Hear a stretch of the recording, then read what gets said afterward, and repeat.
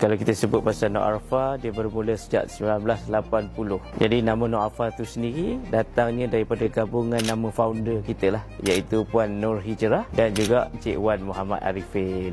Mereka berdua ni founder lah, pasangan suami isteri. Jadi macam mana mereka bermula ni, asalnya dulu Puan Nur ni adalah artis lah, pelukis, designer. Jadi Cik Wan lebih kepada bahagian teknikal, iaitu warna, lilin dan juga bahagian marketing and sales lah. Cik Wan ni dia orang peniaga lah, senang cerita. Jadi Puan Nur Hijrah ni artis, Cik Wan ni seorang peniaga. Jadi bila dia orang berkahwin, dia orang tubuh satu syarikat untuk membuat batik dan mereka namakan Nur Alpha, sempena nama mereka lah, iaitu Nur Hijrah dan juga Arifin.